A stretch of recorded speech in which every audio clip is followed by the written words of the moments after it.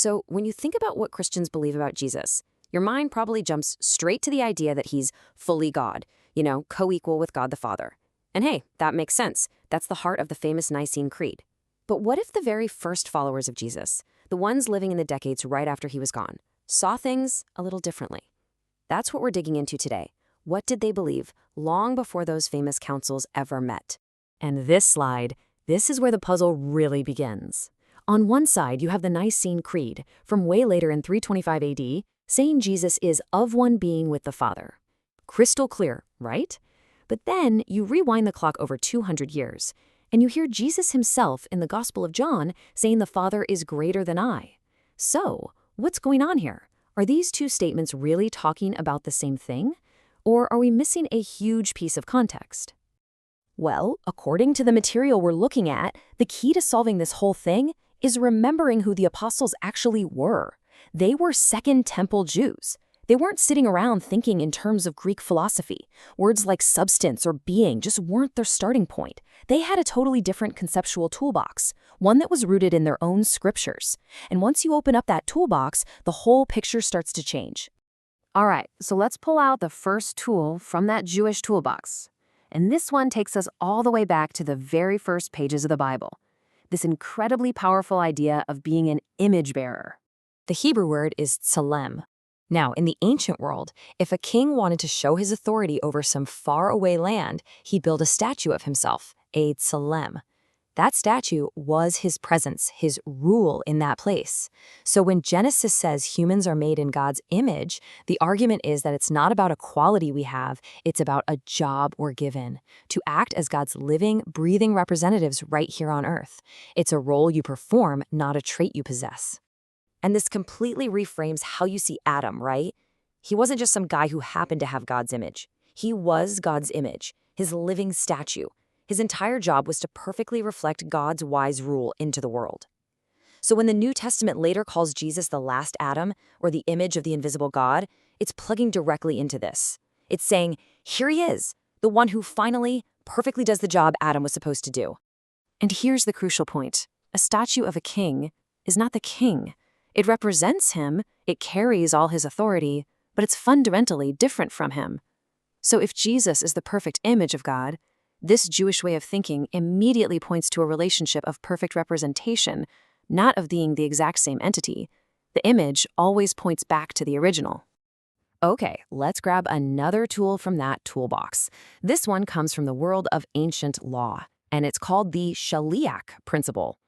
A Shaliach was basically a legally authorized agent, and the principle was incredibly powerful. The agent is like the person who sent them. When the agent speaks, it's as if the sender is speaking. To welcome the agent is to welcome the sender. The agent carries the sender's full authority, but there's absolutely zero confusion about who sent whom. Now think about some of these famous things Jesus said. If you try to jam them into a later Greek framework, they can get really complicated. But just look at them through the lens of a shaliach. All of a sudden, they make perfect, simple sense. The son can do nothing by himself. Well, of course not. An agent acts on the sender's authority. The Father is greater than I.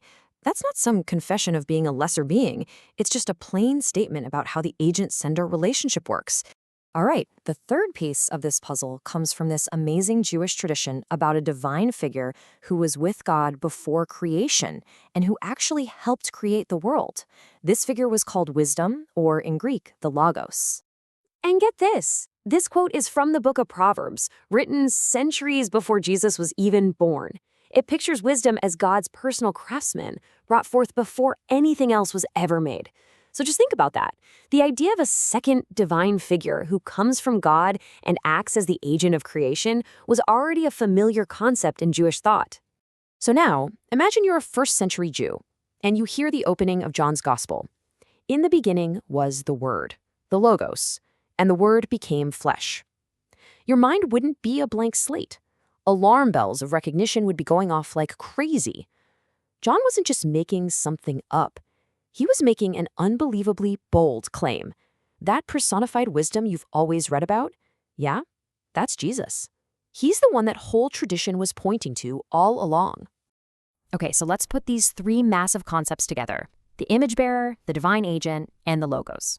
According to our source, when you weave them all together, you get a model of reality that might look very different from the one that came centuries later. Our source calls it a three-tier model.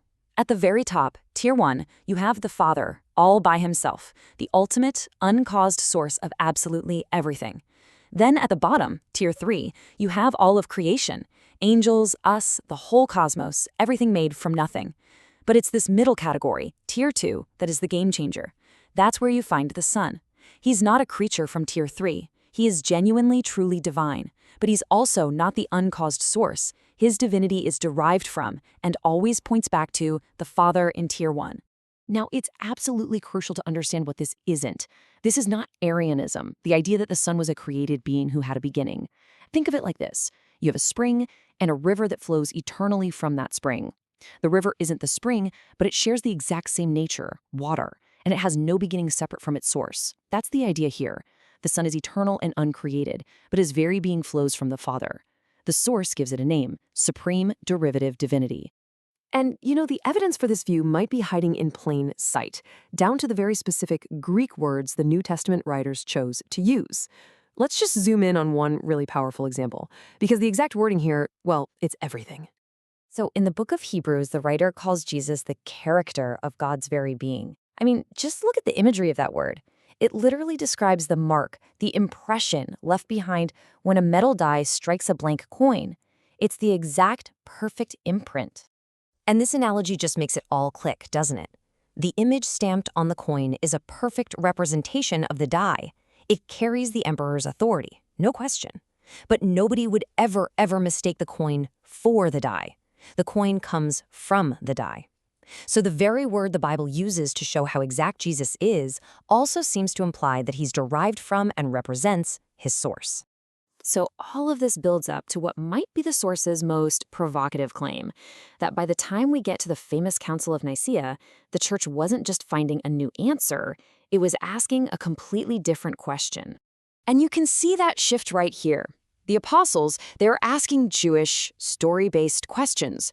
What is Jesus's role? What's his job in the grand story of God and Israel? It's a functional question. Now, fast forward 300 years. The church is in a totally Greek-speaking world, and they're asking a Greek philosophical question. What is Jesus made of? What is his fundamental substance? And to answer that new Greek-style question, the council came up with a very technical Greek philosophical term, homoousios, which means of the same substance. But here's the wild part. That word appears nowhere in the Bible.